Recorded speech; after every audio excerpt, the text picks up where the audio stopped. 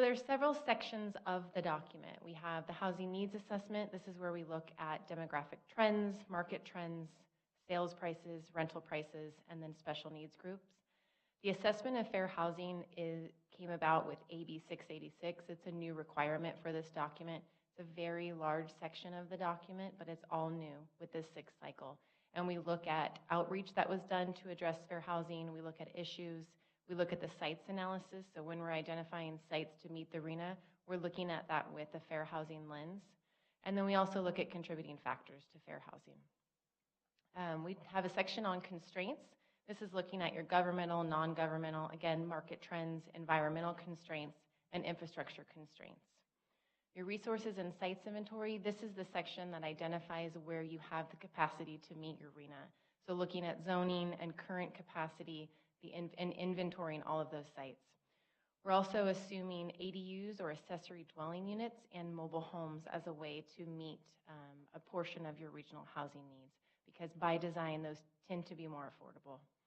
And then last, we have your policies and programs. So once we've looked at everything else, we determine what needs to be added to help make all of this happen.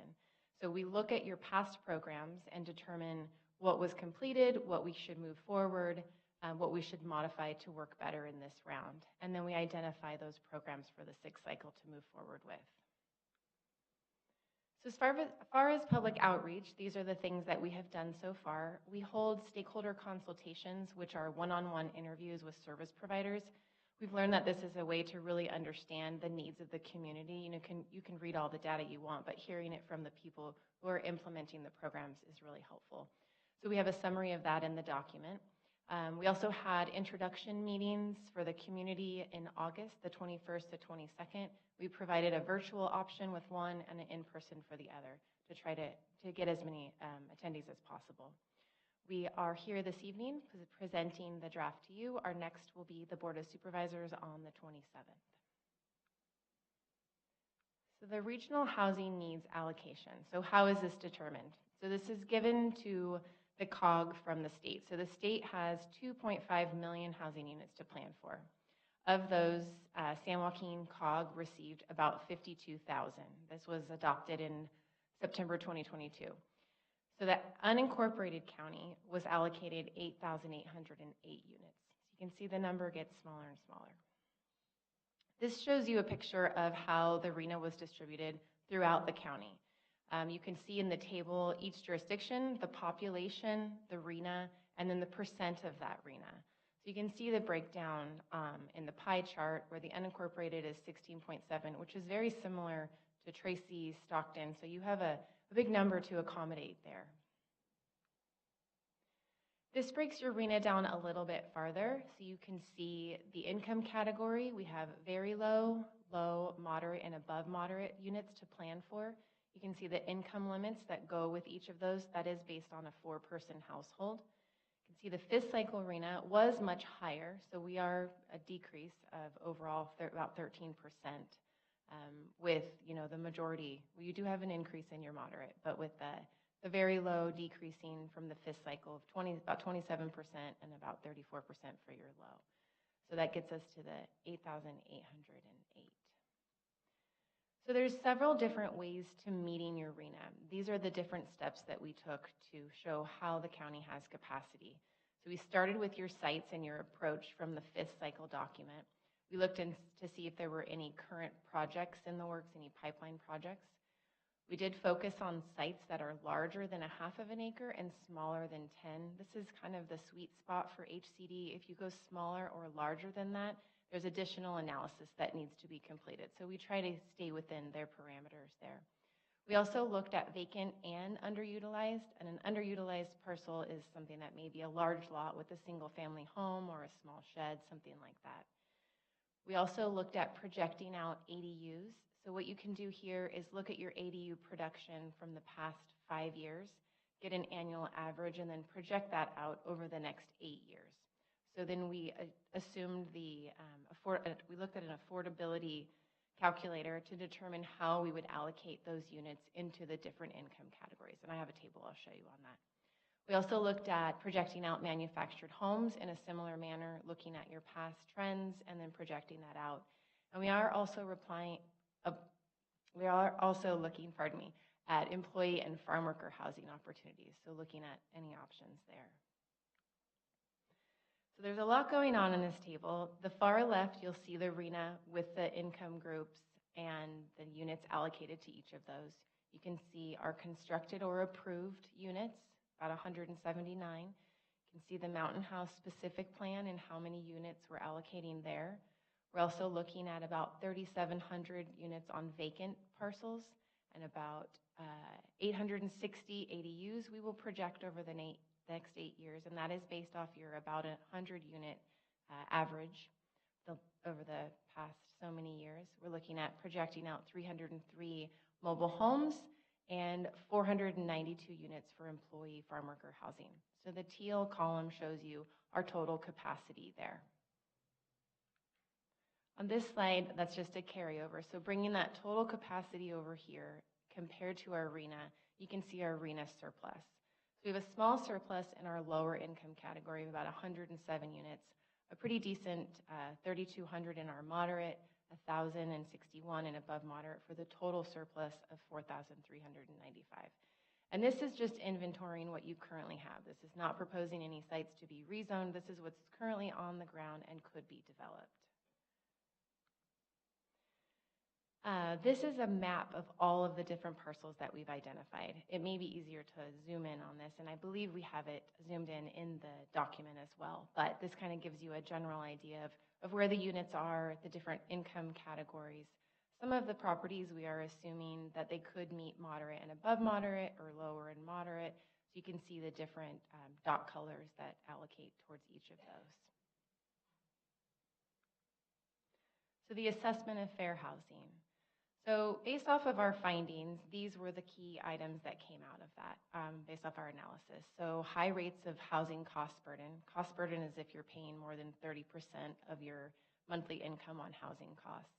So lack of affordable housing, low local incomes compared to housing costs, also particularly in Stockton and near Mountain House. Farm worker housing, there's low availability there. Environmental pollution challenges, lead paint in older homes, pollution from ag or industry uses, the need for home rehabilitation, particularly in high concentrations of older homes, which is typical, and then large areas of flood or dam inundation. So looking at the special needs groups. So these are the groups that the state has identified that we need to pay attention to. So on the left, you can see the population. So of the population, farm workers make up about 3.7% of the total unincorporated population. Persons experiencing homelessness, about 0.5%. Persons with disabilities, 11.6%. Seniors, 14.4%. Looking at households, you can see that of all of the households in the unincorporated county, large households, which are households with 5 or more, represent almost 20% of the households. Senior households are about a quarter, a little bit more than that. Female-headed households, about 20%, and extremely low income is almost 9%. So looking at our housing element programs. So in this housing element, we have 7 goals we're moving forward with, 43 policies, and 31 programs. And this is just based off of our analysis, public input, and state law. So programs that are included to address state law, we're monitoring housing production. This is addressing a no net loss to ensure that you have sufficient capacity throughout this next 8 years. The use of sites from previous cycles. This is a new requirement. If you relied on sites in the past cycles, there's different stipulations that need to be placed on those sites. Program 2.2-3, this is to promote the development of ADUs. As I showed, there are several units that we will be projecting out. So this is showing how you're going to meet state law and how you're going to help promote those units. SB 35 and SB 330, this is regarding streamline approval. And then 3-5 has several different actions to it. So addressing state law regarding employee farm worker housing, low barrier navigation centers, transitional supportive housing, emergency shelters, residential care facilities, and density bonus. So that'll be a big one to cross off your APR. And then 5-1, this is our affirmatively furthering fair housing specific program. There is a fair housing lens on all of the programs. So as we go through, we identify where those needs are most needed in the county. So you'll see that geographic targeting included in the programs. So touching on a few of the programs to help facilitate housing development. So the county will assist with the division of planning for large sites, encourage mixed-use projects and residential in commercial zones, support affordable housing development, funding for affordable housing, extremely low-income households, actions that you would take to assist there, and facilitate development for housing for farm workers. Looking at our schedule, the public review draft of the housing element was released on Monday, and that will be out for a mandatory 30 days. So the close of the 30 days, we will have 10 days to consider public comments. Before we get to the end of that 30 days, we have our meeting this evening. We'll present the draft to the Board of Supervisors on February 27th.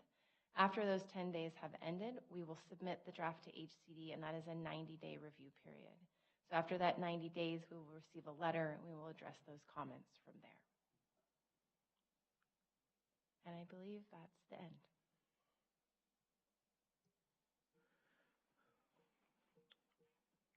I mean, I have a lot of questions. I mean, what's our current grade? Are there like A, B, C? Is this like a grading thing, or is it just, this is just an update of where we're at, or what we're trying to do? Well, Cynthia might be the better person to answer these questions. However, I will say that, you know, the housing element is a part of our general plan. So Okay. we're on 6 cycles. So how many years is it each? It's an 8-year cycle. So we've been, trying to address housing needs for quite some time. It's challenging for counties like ours who are not very urban, and we don't have a lot of infrastructure that's required to do higher density. We excel in low density. We have a lot of our housing does occur out in the ag zone, but we were unable to do the multifamily and higher density. So we aren't hitting the numbers we're supposed to, or? I mean, no, but it's not uncommon for a jurisdiction not to meet it. Okay. Cynthia probably has more experience, definitely has more experience than I do on this, but my understanding is HCD wants us to be making real attempts at meeting these numbers, understanding, though, that not every jurisdiction is able to meet the number. But we are always trying. I mean, I will say that this department has been working for the last couple of years to try to be more creative in the way that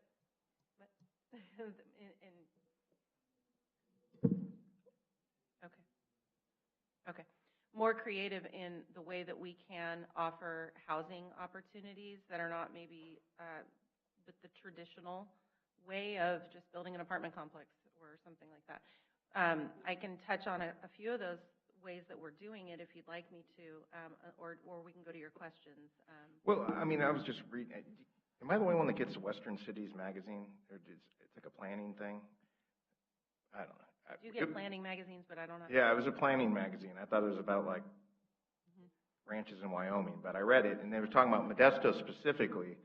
And the article, and it just got today, was about basically how they're meeting their goals is by leaving nothing off the table, helping developers with fees, waiving fees, and that type of thing. Is that how aggressive we're trying to get? I'm trying to find the direction of what we're actually trying to accomplish. How far off from the numbers we are? Are we really trying to hit them, or is it kind of like a wink and we're just like, yeah, we'll get there eventually? Or I would say, since I've become the director, and Corinne's the deputy director, we're working hard to try to meet them better than we have in the past. One thing I will say is development in Wisconsin's like night and day to California. No, it was Modesto. Oh, Modesto. Yeah. I thought you said Wisconsin. No, that's what I thought. I was hoping the magazine was going to be about. I actually saved the article. Yeah. Okay, Modesto. Well, that's the city of Modesto. So cities have a little bit of a different way to meet their needs better than in the unincorporated. Yeah, gotcha. I mean, I meet regularly with and speak regularly with other planning directors, community development directors of unincorporated counties like ours, and we are all struggling with the same. Have the same challenges. Same thing. Yeah. And we're just kind of short on our numbers across the board, not just low income, but and Mountain House is really where we're making any really good progress on our numbers. And as you know, they do intend to incorporate, so we will be losing them as one of our sources as well. Gotcha. Okay. Any questions from Yeah, that? I got a couple. Okay. They're not as good as yours. So I found it interesting, the accessory dwelling, that's a mother-in-law's quarters, correct? Okay, I just wanted to make sure, I can't make an acronym for it, but that's what it is. Okay, can I Okay. clarify that, Commissioner? So this county has always allowed second unit dwellings as long as I've worked here, so 20-plus years. We used to call them second unit dwellings, so we were ahead of the ADU term. But then the state came in and said, there are jurisdictions who won't allow these, so you have to allow these. But this county always has. Okay. And people can refer to them as mother-in-law quarters. We used to have a restriction on the size of the second unit unless you were in the ag zone. Residential zones had a maximum of 1,500 square feet. In the ag zone, you could do 2 houses of whatever size you chose. So when the legislation came down that required jurisdictions to allow ADUs, there were some parameters in there that were The reason I bring that up is because I do live in the county, in Lincoln Village. So I'm one of the pockets. And I've noticed that there are people putting up more ADUs. Right. And so, to me, I think that's a great area to go. The other one is, it's sort of interesting, because I think in the past there used to be the employee agricultural housing. If you go way back to the 50s, and I'm that old. The Bracero program and stuff, they used to live. So I'm wondering how it got so far away from that, and if farmers and stuff are interested in actually housing workers. We do actually, so this county also is compliant with state law, which basically says that you are allowed to put up to 12 single family type units on one piece of property in the ag zone to provide farm employee housing. Or you can do group quarters up to 36 beds. Those are just outright permitted with building permits. If you want to exceed either of those thresholds, then you can ask for a land use permit to do that. So we do have that option. We don't have a lot of people taking advantage of that. We have a couple of projects in the last few years that have come forward and done some of that housing. But as far as when they want to do that out on the islands, they kind of get hit with flood issues from the state, right? And that's where a lot of our ag land is. So it's definitely going to be hard to hit on that side, the farmland numbers, because the few people that have tried, I believe, have run into that snag. Yeah, they should go to Wisconsin or something. Yeah. So they are still subject to building requirements, flood requirements. Yeah, so it can be challenging to find the location. However, the projects that we have been seeing are a little bit more central to the east part of the county. Have you seen anyone, I think it's SB 6, where they're trying to convert, is that where they're trying to convert commercial to apartment dwellings? Is that Senate Bill 6? I'm not familiar with it off the top of my head, From but the that is state? one of the things that we did in our development title is we allowed more flexibility for commercial properties with existing or new commercial buildings to provide opportunities for caretakers, apartments on top of buildings, within buildings, things like that. What we're trying to not have happen is single-family residences in commercial zones, but so that's another way. I mean, I'm sorry I'm monopolizing this conversation, but No, I just want you to know that, when we did our development title update, we really were trying to anticipate how we were going to have to meet these housing needs. So we went a little bit more flexible in some different areas that we hadn't. Has anyone taken advantage of it? Has anyone tried that yet? Has anyone? I have to look at my planning staff to know. Okay. That. For the commercial part, I don't believe so yet. Gotcha. Any other questions?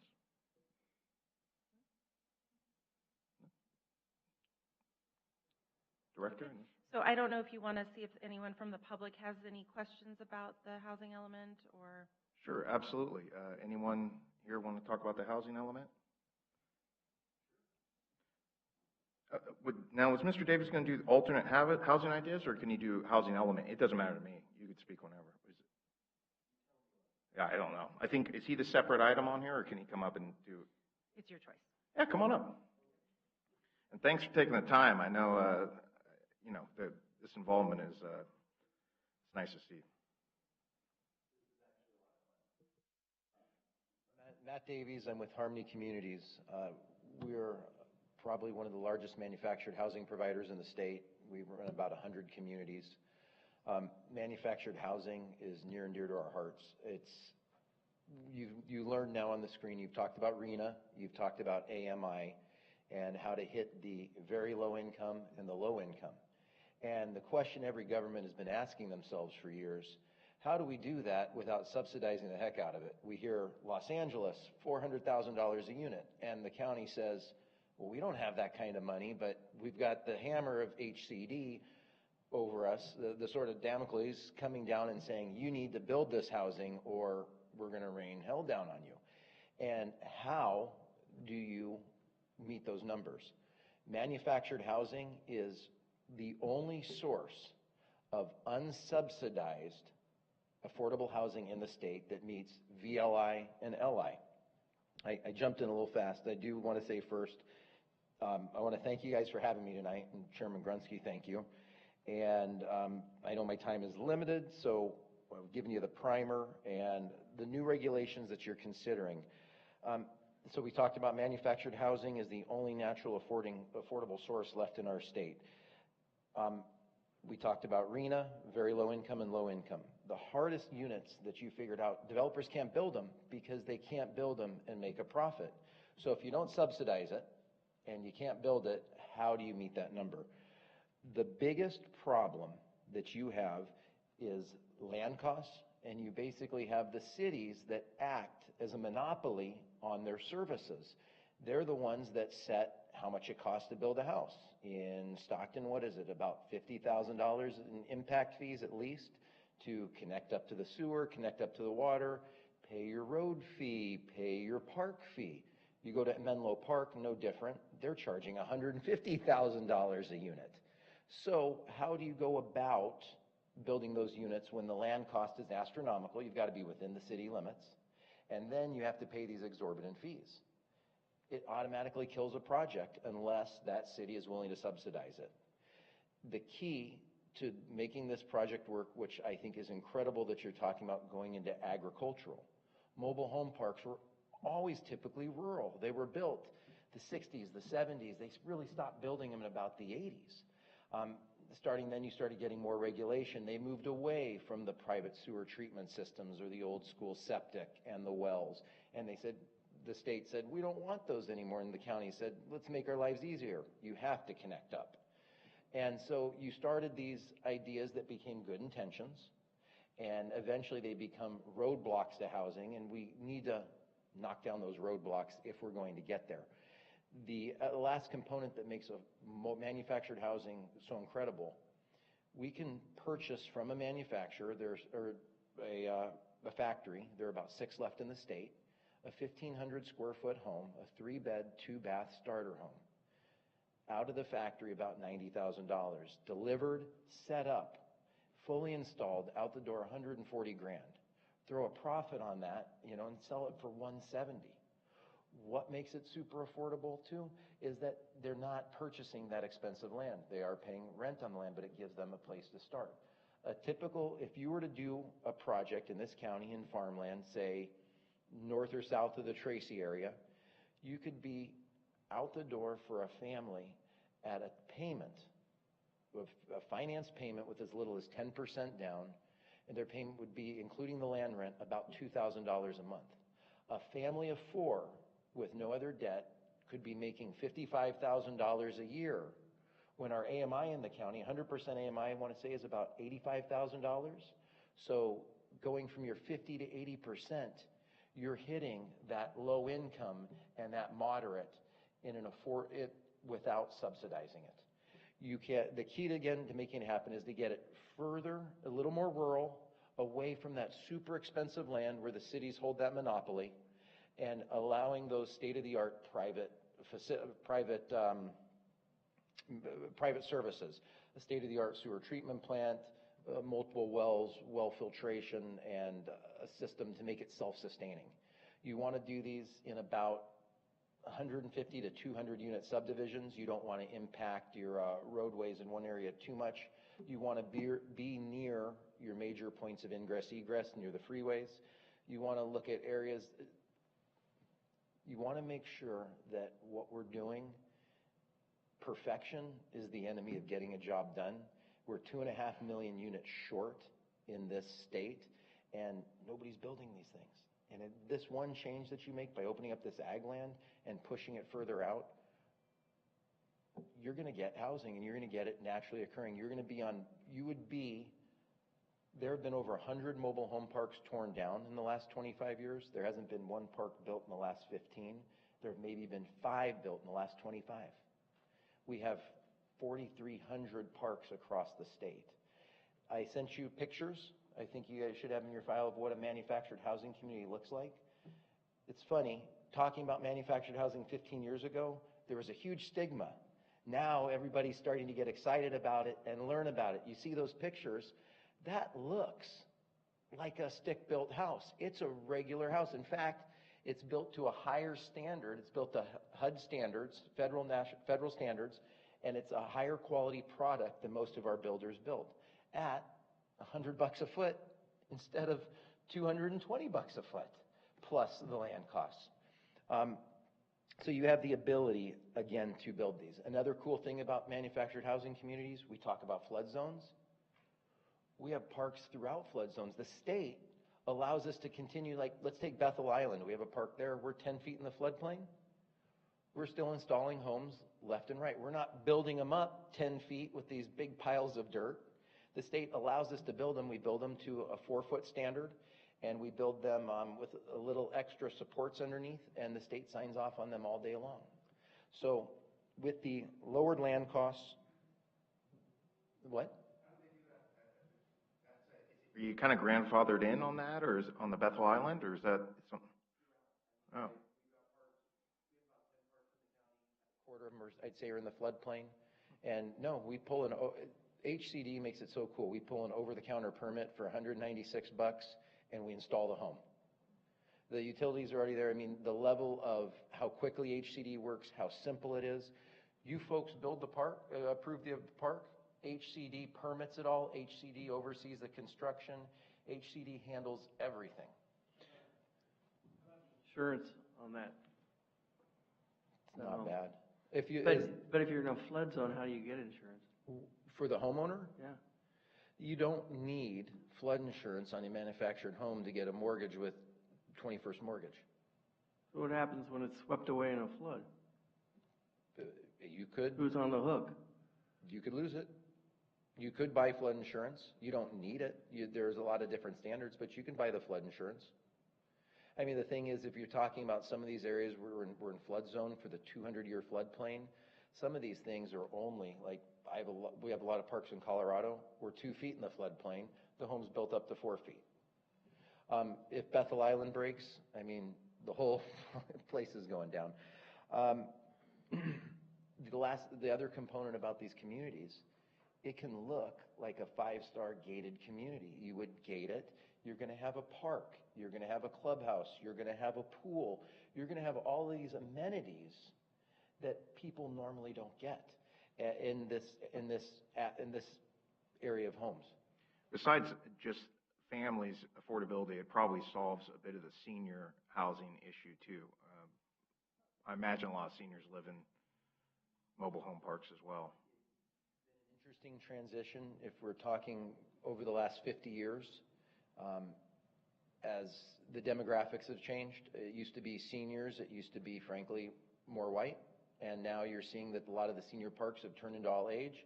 You're seeing a lot of first-generation Hispanics start to come in, and there's not as much of a market for the seniors.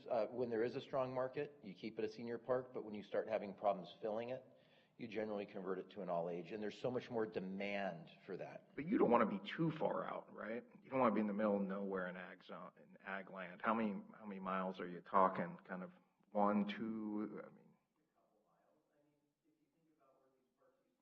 you could be built 2 to 3 miles out. I mean, I think the biggest thing is that you want to focus on I'd focus on workforce housing, and I'd realize that a lot of these people are commuters.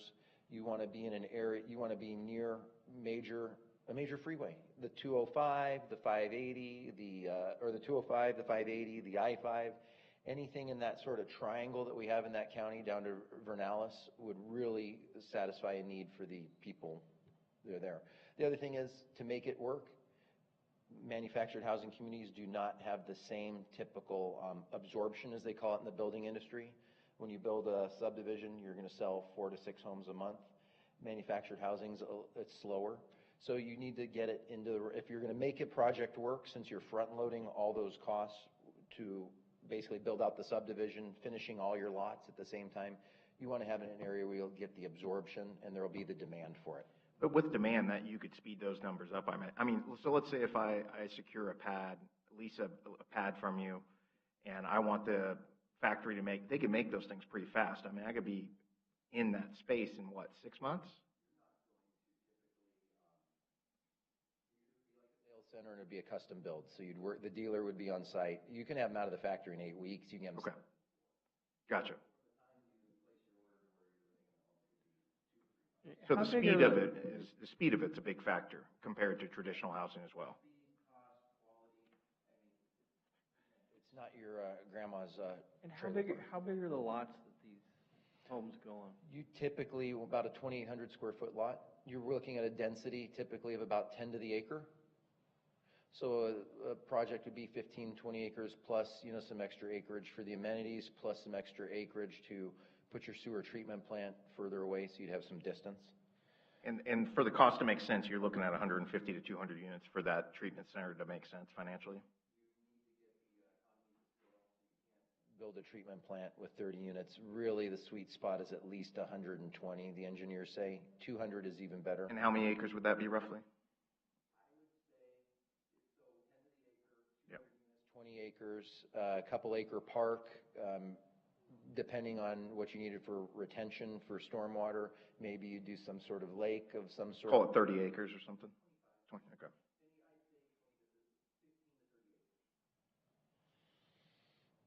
Went a little bit, okay, so I told you what the communities can look like. Told you about the floodplains. The county should, you want to ease into it a little bit. I wouldn't necessarily open up the county wide. I would make a test case because you're going to get some pushback from Public Works, Environmental Health. This is going to be new, the idea of going back from the last 20 years of orthodoxy of you must connect. You must connect to city services to we're going something new. You're going to get pushback there. You're going to get pushback from fire. That's why you want to be, within 3 miles. You don't want to be so rural. You want to make sure that you have services. That's an important thing.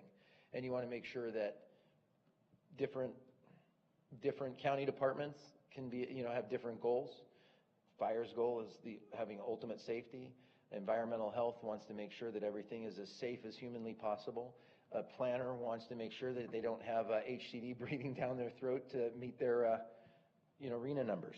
Can staff weigh in on that, on the Public Works and Sure. So before we even scheduled this and took some of this information forward regarding these manufactured home communities, we reached out to Public Works and EHD because actually we all work really cohesively together. So we don't, I guess maybe that's Mr. Davies' experience, so I'm not going to say that doesn't happen. But what we work really hard to do is when we're creating policy to make sure that we're not doing it in a bubble. So we met with Public Works, we met with Environmental Health, and they basically said, you can make really anything kind of happen, but what it really boils down to is policy. Do we want to see these types of things out in the agricultural zone particularly? And so if it's a policy decision to allow that and to say it can be on private services versus the requirement to connect, because that's what drives Environmental Health and Public Works saying these things is it's policy. So if the policy decision is made to allow it on private services, they're there for you to assist, Gotcha. in creating the best policy and path forward. So it's kind of what the direction we provide, and then you guys always do the nuts and bolts and make it happen. yeah, it's kind of like you guys and the board tell us, here's what we want to see, and then we make it happen to be compliant with all the rules that we have to follow. I mean, that's really what it boils down to. I want to give you one bit of math, and I'll try to go a little bit slow, but this should really open up your eyes. If you can buy farmland at $30 grand an acre, and you get 10 units per acre, you're getting it for $3,000 a lot. If you're in the city limits of Tracy, you're $300,000 an acre, and now you're $30,000 a lot. Then, if you want to connect up, you're $50,000 on your connection. So the 50 and the 30 makes 80. If you do a private system, you're a hair under 20. 17 plus 3 makes 20. Now you're at $20,000 a lot or $80,000 a lot. And all of that directly correlates to what a moderate income or a low income can afford. And that $60,000 is the make or break.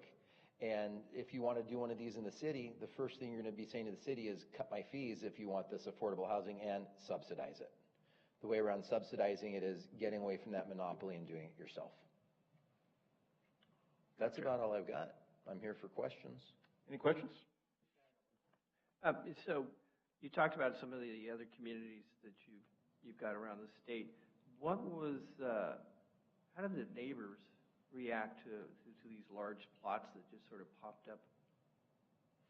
The plots were there first 9 times out of 10, Okay, and the so housing moved around it. But I can tell you, just as a one-off, we have a project in Escalon. Then the project was built 20 years before housing. We have a little vacant strip of land right in the edge of the park, and we said we'll put in 5 more units. And the entire neighborhood lost its mind, and the planning commission said, maybe we can give you 2 units. And it was like, do you want the housing or do you? We don't push rope. We're not builders. We're not developers. We're operators of parks. Parks have aging infrastructure. Our specialty is going in, fixing the problems within a park. Like you folks probably remember, you a part of it, that park on Auto Drive. We actually consulted with the people that eventually bought it. We've taken over multiple failed projects, redone all the infrastructure, rebuilt them from the ground up. So we have the experience. We've never built a fresh park. We'd love to, but we're not going to fight people to get there. Murata had to be the the mobile home park in Murata was probably, I'm sure, there before the actual, yeah. So that's kind of an example of the community building around that. 99 and 8 Mile Road. You don't even realize when you start driving around and you start looking for parks, you don't even pay attention to them, but when you look, they're everywhere. But they're going away. I mean, you can go to Texas, they're building them left and right. Go to Montana, they're building them left and right. California, we're just tearing them down and we're not replacing them. Yeah, I spent a ton of time in Comanche at the mobile home park. My grandparents lived up there as a kid. I mean, it was more senior community back then, but there was some kids, and it was great. Loved going up there, and I always had a good experience. The home was fantastic too. Go ahead and, if you're done, you go ahead and take a seat, but stay close in case we have. Don't go way to the back. It's a long walk. Okay, so the staff did an awesome job on the. I was talking to Commissioner Roostaller before. I mean, every developer wants cheap land in ag zone. There's developers that are watching online. They're like, yeah, that sounds great too. What you guys did so great was, I have to imagine that we've done, from coming up with that zoning, agriculture, industrial, we've easily got 1,000 trucks, or we'll have 1,000 trucks off the road, right? I mean, easily 1,000 slots. And we just approved 772, a month ago or something. And the developers, those were able to get the land cheaper. They were zoned agriculture. People did jump on that opportunity. Would it be possible to do something like that for mobile home parks? A special designation that allows, your guys' analysis was great. It does get the land cheaper. It's still agriculture from what I remember. Those were all AG 40 properties. You guys came up with a certain amount of acreage that would be affected, and people took advantage immediately. And guess what we got? More truck parking almost overnight. Is that something on the speed of something we could do with mobile homes? The short answer is yes, I think. When we were creating the AI zone, we were interested in opportunities to solve a problem while not significantly impacting agriculture. Correct. So we had locational criteria that said it had to be within a certain distance of an interchange. It could not be prime farmland. And then we had some development standards on, how to develop. Which is what Mr. Davis is kind of talking about, interchanges, things like it. We're all talking about the same thing right now. So if there was interest by the commission and the board to do something like this, then I would probably take a very similar approach where you're looking at Exactly. parcels that are not prime farmland, because we always have that balance of wanting to protect farmland. Also, if there is good farmland out there, you're going to get opposition from farmers. Yeah, I don't who want to even go to those meetings. You know, that Right, picture so- down the road, like I'm sure everyone else does it, middle of farmland, and we get, 20 miles out or something, and they're coming to us. Right, so we have compatibility issues. There's a lot of things that go into deciding where things should go, rather than just kind of looking at a map and coloring it a different color and saying, let's do it, let's do industrial here.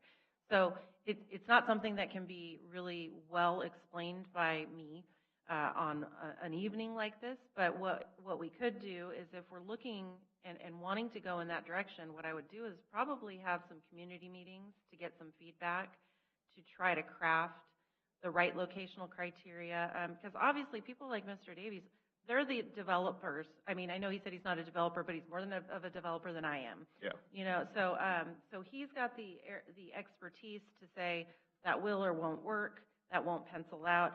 Again, California is very expensive. I'm very understanding of that, and some of the really cool projects I've seen have been in more of the Midwest states, like Wisconsin. Hey, there you go. I'm just going to keep going back to that. But, so they're cool projects. We just have to figure out how to make it work in a California world and a county like Mr. this. Davis can attend those community meetings as well, correct? That's something I would highly suggest. I don't think developers or whatever, they do enough of that. But I think if we come up with a criteria, just like you guys did, because I don't remember the acreage amount, but it was sizable. So there was a lot of options for people to do truck parking. It worked really well. We essentially, the county went ahead with the AI zone and rezoned something around 35 to 40 parcels, because we identified them. We went through the process of meeting with property owners to see if they wanted to. And we've since then had a few more people who have also met the locational criteria and policy to do it on their own as well. So yeah, I would say, yeah, you're looking at hundreds of acres that we looked at cumulatively. And so it would be a similar type of thing, approach, I should say. Mr. Davies, are you familiar with what we're talking about when we changed the zoning? We created zoning of agriculture industrial for truck parking. There was a lack of it. It got gobbled up, and it was agriculture. It was AG 40, a lot of those, from what I remember. They then became zoned for agriculture industrial, which became allowed for truck parking, and the demand got filled up immediately. So,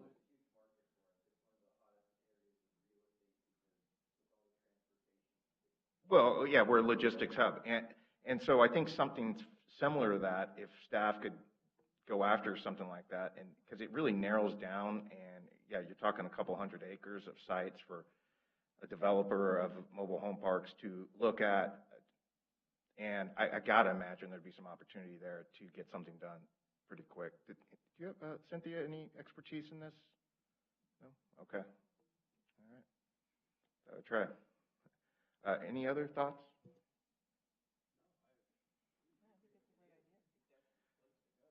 Okay, so we got some.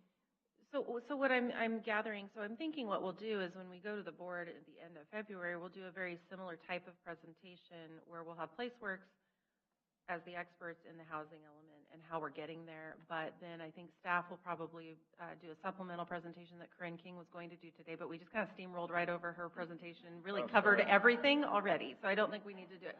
But it would be a kind of a similar type of thing, because, we're on track to get the housing element approved. We're already a little behind, but we're working really hard to get it done as soon as possible. And then this would be something that we could work on concurrently. So they can really run independent, because this is not something that we would be reliant on to meet our housing needs, but it would be an opportunity to provide additional opportunities to have housing. And the truck parking did not, I'm only on here for, I think, 11 more months or so. I mean, is this something that we could possibly get done before then? I'm sorry, I didn't understand. I'm only up here for another 11 months or so. Is this something that would come to me in that time frame, or? Realistically, I probably would need to sit down with my staff and figure out a game plan on how we'd want to do our community outreach, because as you know, when you're doing community outreach and you're only able to do a few meetings, and that takes 3 or 4 months, because you've got to give people time to come to the different meetings. But I mean, we can try. We can try. It'd be cool if we could. Yeah. Because I think that'd be a big I just don't want to promise and then under-deliver. I'll just be very sad if that happens. I could come. Yeah, you can come as a member of I'd the rather vote on public. Yeah. Okay, let's see. That was very productive. So thank you, Mr. Davis. It was educational, and then thank you, staff, for going in that direction. I think up here we're all feeling the same, that it's a good direction to go. You had no motion or anything? No, I don't think so at this Okay. point. We will update you once we go to the board in just a few weeks and let you know the direction we're going to be going. We will, what I would ask for is board direction to ask us to go do that and spend resources to do that. Don't need to ask that. Okay. That's anyone else would like to speak here on alternative housing ideas or online? I bet there's a bunch of people online, 4 or 5. We have some people online, but I'm not sure. All right. Okay, should we move on to industrial design guidelines? Anyone? So we did touch on that at the last meeting, and we decided to have a little more of a discussion this meeting. I think Megan has a presentation. It's not exactly the same as the last one. I think she's going to touch on a few different things and then ask you for some direction. You know what? Can we go on the housing element issue one more comment? You're the boss. Is it possible to, along 99, kind of along, very similar to what you were doing with the truck parking, is there some of that ag, and I'm an ag person, it is still zone AG 40, is there a way to open that up to development? Along the freeways, kind of for housing. Is that a possibility? Anything is possible. It's a policy decision. So what we can do is we can inventory what properties we think might be eligible and why they would be eligible. We can, yes.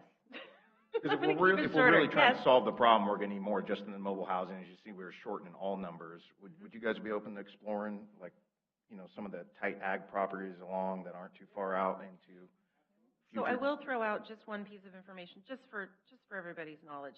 So our general plan back to 92, so the general plan before the one we currently have adopted, had very similar policies which steered development towards urban communities, cities, things like that. So Mr. Davies is partially right. We are very reliant on cities to provide us services. We do have some areas of the county that have county service areas. Flag City is one of them. Up at Highway 12 and 5, there's a county service area out there where they provide sewer or water and storm drainage, but that is also a location that had some constraints when they had a sewer system out there. So the county doesn't really have a big interest in being the purveyor of public services anymore, so that's where we get stuck. We do have the cities that kind of control allowing us to connect our projects to connect to the city services, and then the county isn't really set up to continue to operate their own, so you get in that, what's that? If you have to tap into the city services, it's going to increase the price of that house. It does sound like that, according to Mr. Davies, right? But more than that, we're reliant on another jurisdiction to make the decision on whether they're going to allow us to develop.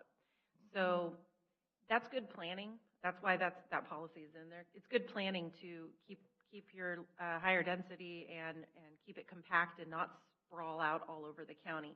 However, when you're a county like us that are really, our hands are tied on infrastructure, we kind of have to be a little bit creative. So I did reach out to some different jurisdictions to see if anybody had these types of projects. There aren't a lot of these types of projects out in the more rural areas because they're not, I will be honest, they're not considered, when you have rural residential, that's a zone that we have in this county with a 2-acre minimum, that's not considered good planning. You're not going to be able to provide affordable housing on a 2-acre parcel with a well and a septic. The model that Mr. Davies is talking about, when we first started hearing about this, we thought, well, essentially you're not creating subdivisions, so you are not subject to the MAP Act in creating these individual parcels, which would require a 2,800 square foot lot to connect to services, because you can't fit a well and septic on a 2,800 square foot lot. But if you were doing a package treatment plant and a water facility that could provide for that many units, and like you said, economies of scale, you've got to have enough units for it to pencil out. That might be something that a county like ours could consider. There's a lot of other things that go into it. Of course. Though. And I'm not just talking mobile housing, I'm talking kind of all housing, stick So housing. I think the unique part about what his project is that mobile home park model is that you lease the area, one property owner, you lease the area. Most people are not interested in building a single family residence unless they can own the land. Of course. Yeah. So I think that's where you have a challenge, but we're always trying to think outside the box around here. So I think, and then the community meetings help a lot of times because you get people like this who we hear from, and it helps us guide us into the policy we want to get to. Okay, gotcha. All right, we will move on to the industrial.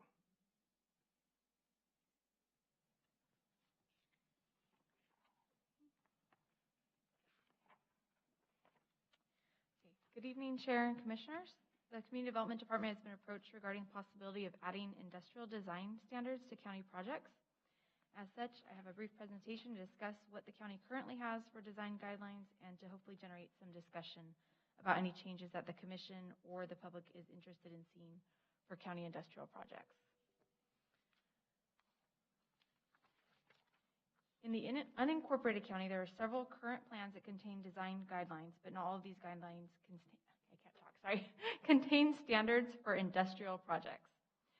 The design guidelines for Mountain House, Woodbridge, and Flag City all have design guidelines for commercial areas, while Mountain House also has guidelines for residential and other uses.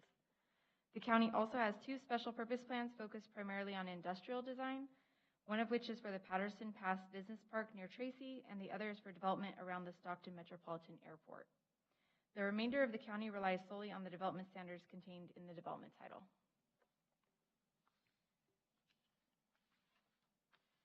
Staff contacted each of the cities within San Joaquin County and also reviewed their websites for information related to existing industrial design guidelines. City standards for industrial specific design criteria that are above and beyond general development standards tend to fall within the following categories. So I've listed those. It's building architecture, storage and loading, fencing and screening, and landscaping.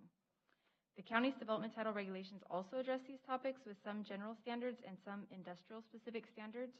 For the most part, county standards are similar to standards found in the various cities' guidelines for storage and loading, fencing and screening, and landscaping. Building architecture is a topic that is not addressed much in our development title.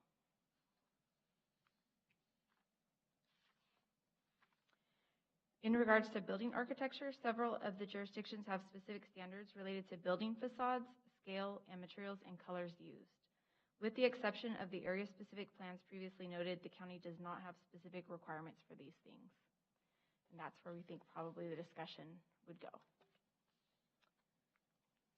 So our questions for you are going to be, should the county consider creating new design guidelines specific to industrial development? And if so, should these be applicable countywide or only to specific areas?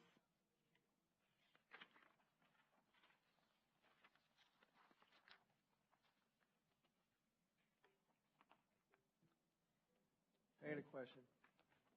So, the guidelines that are in place now, how long have they been in place? For industrial development, through the chairs, for industrial development, we don't currently have specific design guidelines.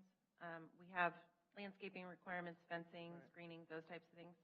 So, I guess so why do we think we need new design guidelines for industrial development? Well, it was kind of something that came up to me from people in the community and some people in development as well. And if you look at one of the handouts I gave as far as building architecture, building facades, scale, materials, colors, which is I'm looking at it. where she was going, we don't have any of that, correct? Yet if you go through Tracy, those buildings are looking a lot better than what they're having to do here in our county. And if they're doing that in Stockton, Tracy, Lodi, Lathrop, Escalon, maybe we can copy what they're doing or come up with something very similar. And why do we need to do that? Because it looks nicer. That's your perception of it. I think it looks great. No, Is it- I'm sure it is, but if I'm putting up something and I've gone through all the, and I want to put it up the way I want it to look, why are we putting guidelines on my project? Well, because it impacts your neighbors. A lot of the industrial is by other residential properties, specifically out in the airport area. So I think it's respect. We have design guidelines for houses. We can't just put anything we want, as far as I know. So why wouldn't we have it for an industrial as well? I don't think we need to be the cheapest lady on the block. We can dress it up a little bit. Just my opinion. May I? Yeah. Okay. So one of the things we'd have to address, okay, so first of all, we have a couple of areas where there's like special purpose plans, where there may have been design guidelines built into the special purpose plan. So it's not an ordinance requirement, it's something that was approved as part of the project, and Megan had brought that up. So for instance, Air Park out at the airport, you'll see those great big buildings. Those look nice. They have some different contrast and depth of the building and colors and things like that, and those are complying with the approved special purpose plan out there. What I think a lot of people have a problem with are some of our older sites that don't look so nice anymore, and design guidelines likely wouldn't apply to those because they're already in operation. So the question would be, do you only want to see the design guidelines applied to the bigger projects where you've got hundreds of, couple hundred? Nothing retroactively, for sure. But we have a lot of smaller industrial developers as well that will do a 10,000 square foot building. Would you want design guidelines to apply to them as well? That's what we're trying to get a little bit of clarification on. Is it based on, is it just the warehousing projects? Is it all industrial zones? Is it, that's kind of what we're wanting to talk about today. Yeah.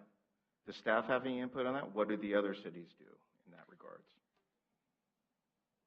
So I think that Megan probably could speak best to that. Yeah, so I was going to mention that of the 7 cities in the county, I would say 4 of them have some pretty substantial industrial design standards compared to the other ones. Sometimes it's, here and there, hit and miss. The building facades, like having articulated buildings, so it's not just a flat space, is one of the bigger things that they push for. And of course, these are sometimes more urban than some of our developments, but they also do have some of those requirements. And we're talking about the airport. The airport has a lot of design criteria, those projects out there, because they have that special purpose plan. So, there's a lot of things you have to look at for those projects, maybe even above and beyond some of what the cities have for their industrial specific guidelines. So they're kind of in the middle, I would say, what the cities have, from our baseline standards that we have in the county and the development title versus the airport area. Okay. Now, is this something that we as the Planning Commission have to specifically deal with, or can we kick it up to the Board of Supervisors and let them, since they seem to have quite a bit of interest in how it looks?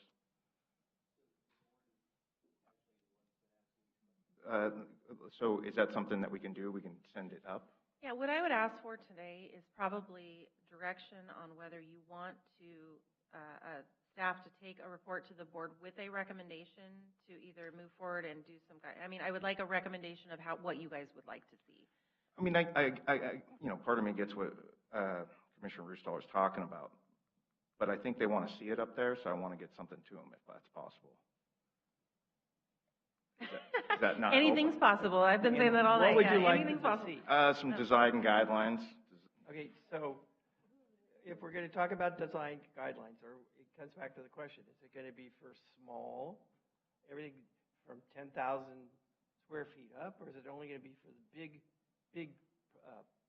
projects?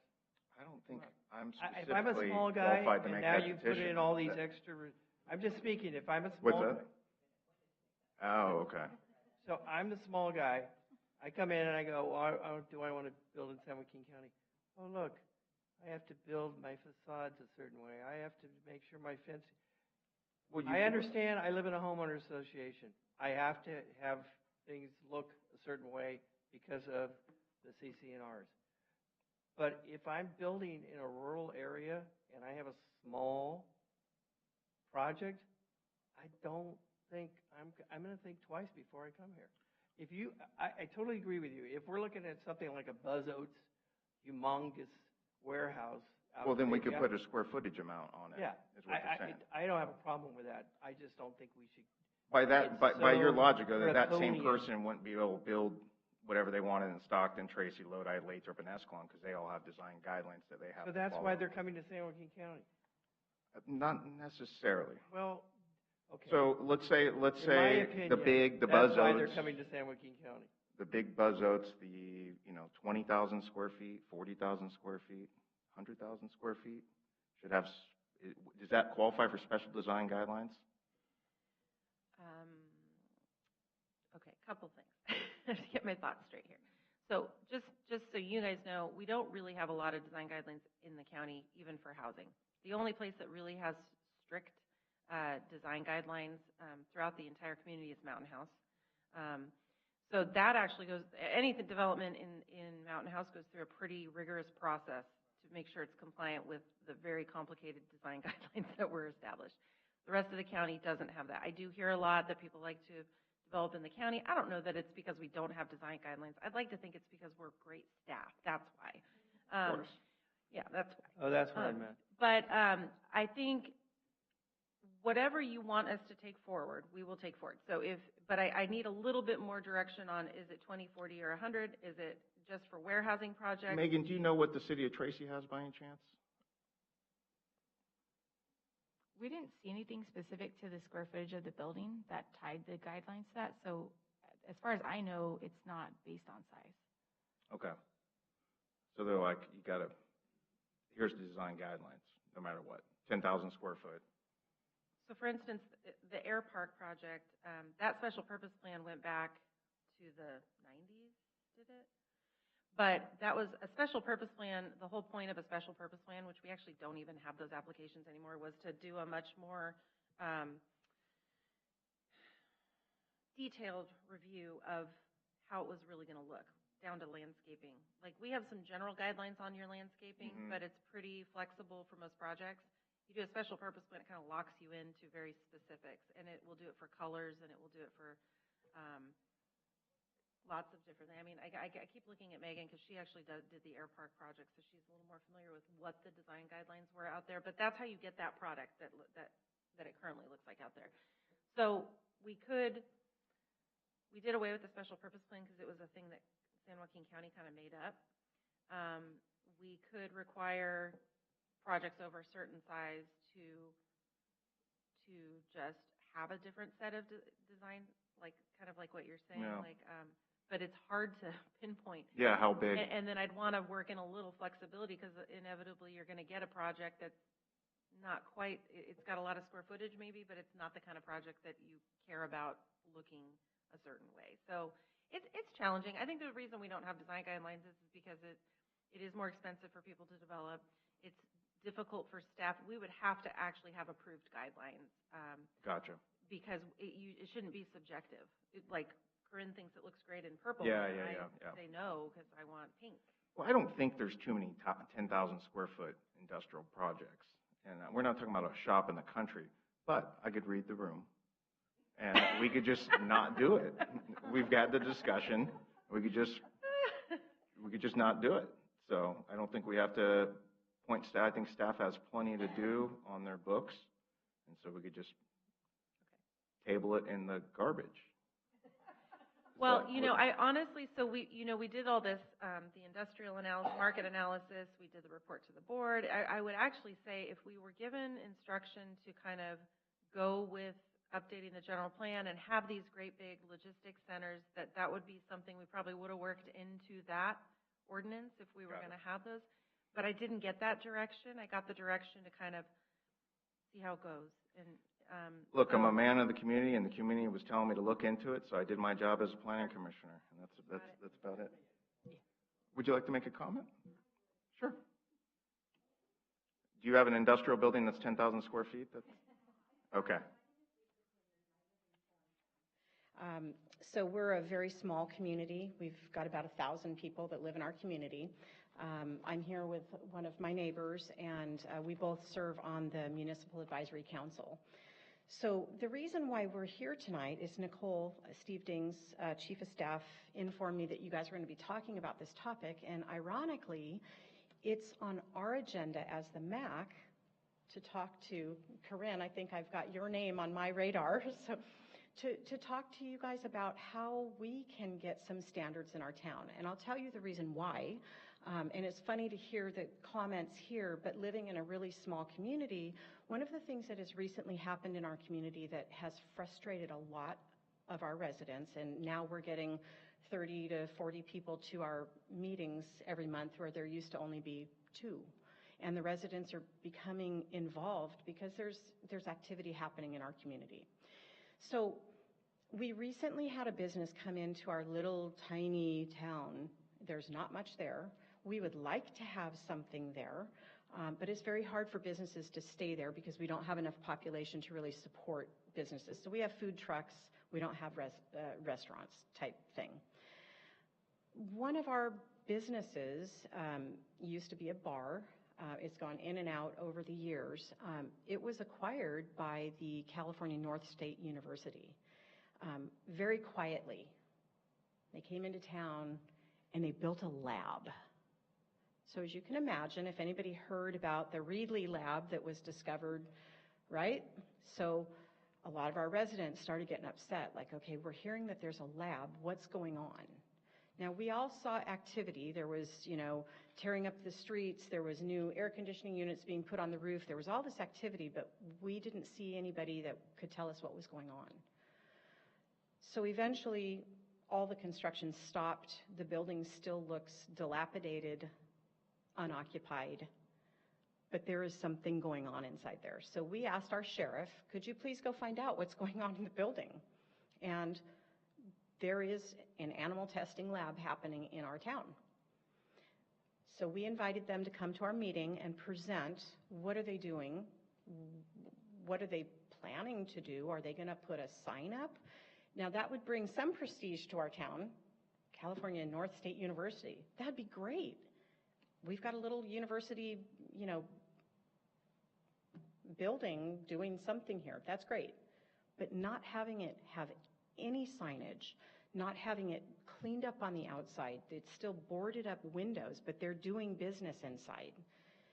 That business now is going to exist like that for years to come, and it's going to look like we have an abandoned building in our town. So we can't bring more business to our town with it looking like that. They also did acquire a building next door to it that is purple. And the question is, do they plan to do anything with that? They came to our meeting. They told us that they would consider doing something, but with no commitment and no follow-up feedback yet. So we wanted to meet and see, is there a way that when new business comes to town, can we just have some basic guidelines? Some design. Had I known that I was going to speak tonight, I would have brought pictures to show you how bad this looks. And I don't think that they have a plan to do anything to be a good neighbor in our town.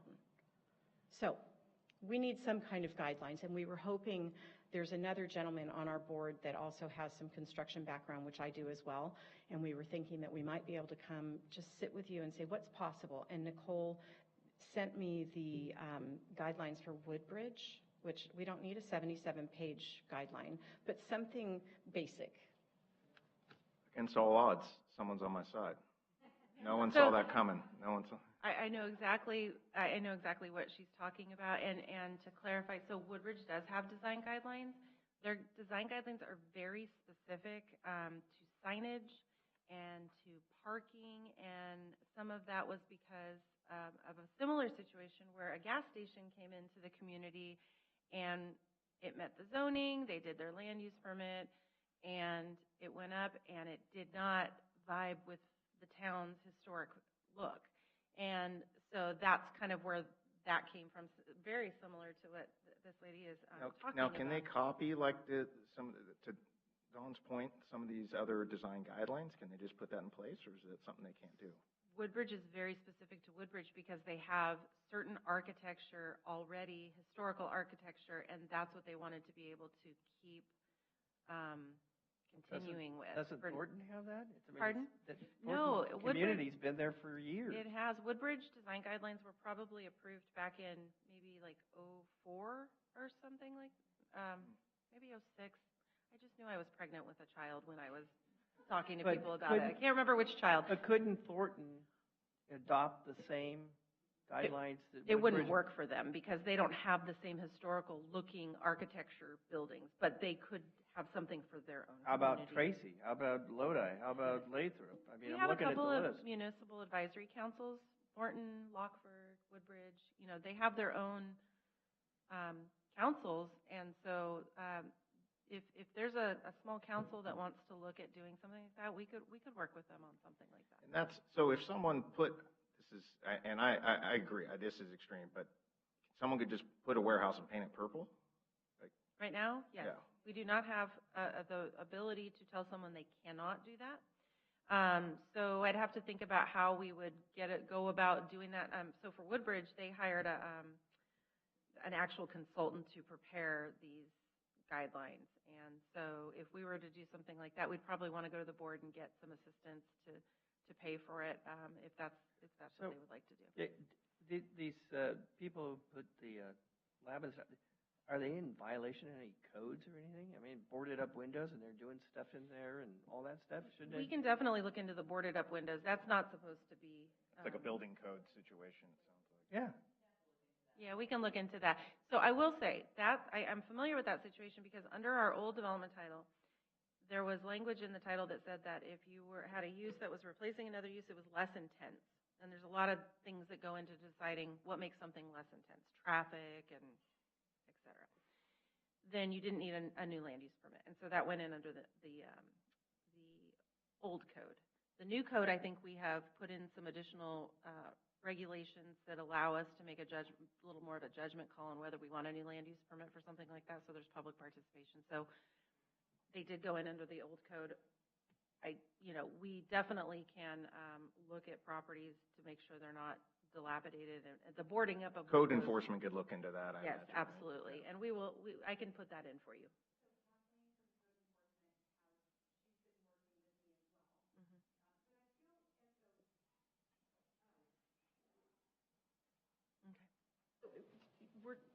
We're not aggressively working this, but we're trying to figure out how do we protect the town from this from happening again. And one of the things that it feels as though the university targeted Thornton because we are just a no-name, off the freeway, hidden community with not much to offer. And when they came to give their presentation, the scientist that was there, as well as one of the professors who gave the presentation, said, we really did try to fly under the radar because we don't want to be known that we're doing animal testing here. Yeah. So we were targeted because we're a small community. There are no regulations. They've had to do zero on the outside of the building. And they've done the sheriff has been in there. He said, it's beautiful. It looks like a doctor's office on one side. The other side you can see in the windows, and it's just still a construction job site. So An odd situation to come across from a small community. I'd still like to find out what truly is going on there because the answers that we got were off. Something's wrong. But that's one piece that we're, code enforcement and the sheriff, and that's being looked into. The fire department's involved as well, just to make sure that everything's on the up and up.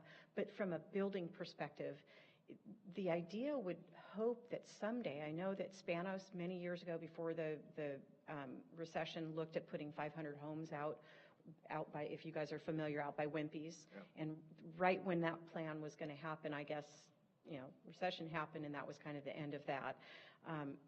Someday we're going to have more population out there, but there's nothing to make businesses thrive right now. And this is an eyesore that now we're stuck with. And who's going to want to come into our town and promote business with this happening? So I feel like we were targeted, and these little towns, though it's complicated, I think that we need to be aware because there could be ag land, thinking about all of the presentations tonight, there could be ag land that could grow the community. Actually makes a lot of sense, the location-wise. You know. I mean, there's a lot of opportunity, not that I really want to have a whole lot. No, I get you. But we're going to grow. But we have to facilitate that with business as well, because we need the business in town too. So I'm confused. Are you an unincorporated town? Is that what it is? We are. The county then has to come up with the guidelines that you would use. Is that right? Yeah.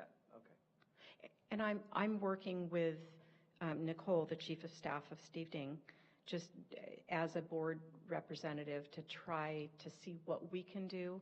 So how we do that with you, whether our community needs to come together with suggestions, whether you guys come to a board meeting, whether we come to you, however we do that, we can start the process. I know it's not going to happen overnight, but if we can not ignore a topic like this, and maybe if there's a way to retroactively talk to the college and see if they would be a better neighbor and try and bring a standard up, that would be nice as well. It's a bummer you guys are going today. And the Thornton's a nice little town. I've gone wine tasting, had 12 bottles of wine. Thank you. There. Thank you. So, that's wild. So Someone painting it purple is just like. well, it was already purple. Oh, it was already purple. Okay, because I was like, why would you just do that? That makes sense. It was already- Okay, that makes sense. So, with what we've heard, I do think we should investigate on how we can help, especially unincorporated towns, to set up some guidelines and say, look, you can't come up and put, but the colors, yeah. I mean, I don't have a problem with the whole general idea about guidelines. I understand from living in an old homeowners association. Lincolnville, the one I'm in, homeowners one. So in Lincoln Village, it was the first homeowners association that was set up. So the CC&Rs were ancient when I got stuck on the. If you agree with me, you could just say it now. No, well, I agree with parts of what you say, Chairman Grunsky. So if you think I'm going to capitulate completely, we're going to be here for another few hours. No, that ain't going to happen. I expect that. So I don't know where to go with this, so I'm going to need some direction from you two up here.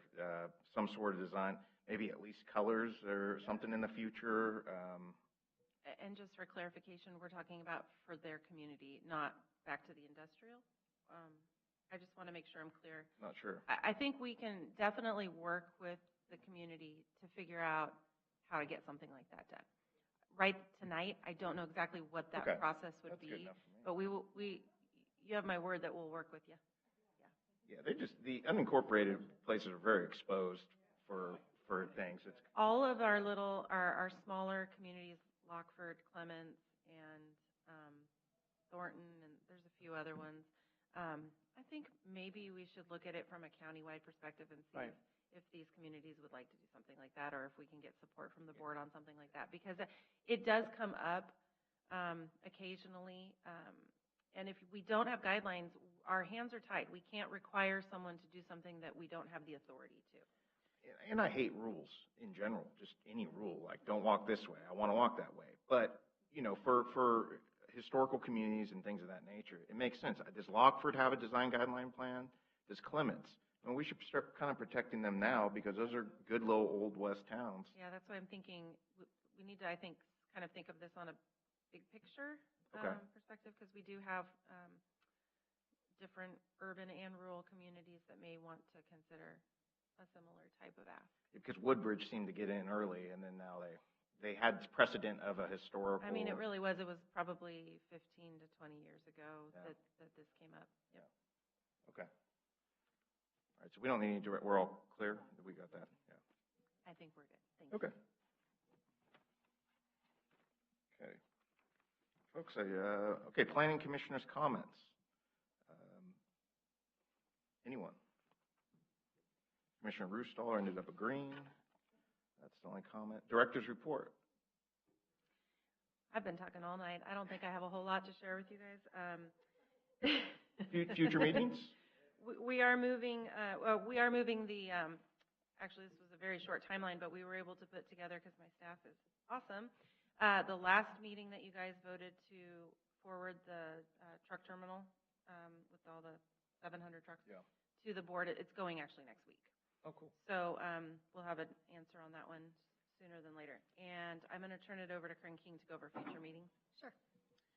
Okay, so our schedule for February 15th, we have a site approval for a battery backup facility out in Tracy. We have a conditional use permit for a cemetery that is over on Beckman Road, and a revisions of approved actions for the Union Pacific Railroad project. We're just kind of switching up some phasing with that. Currently on the March 7th Planning Commission meeting, we have an administrative use permit for our owner-operator truck facility for 2 trucks and 4 trailers. And I know Commissioner Roostaller, you won't be here, so we'll see if we keep it on that schedule or we end up moving it. And then for March 21st, we have a variance for Montezuma Fire District. On their property, they want to put like a carport type idea for over their fire truck, and a general plan amendment, zone reclassification, and major subdivision for a 26 residential lot subdivision out on Windwood Drive in Woodbridge. So those are kind of the upcoming meetings we have scheduled. Thank you. And we will be working into that schedule rules of procedure as well as a training. We're just not quite sure where that's going to land because we always want to make sure that it's not too big of a night. We want to see where projects are. We want to get the maximum number of commissioners. So just kind of inserting that in there. Okay. I think that's everything. Thanks, everyone. That was very knowledgeable and worthwhile. And thank you for contributing. Thank you.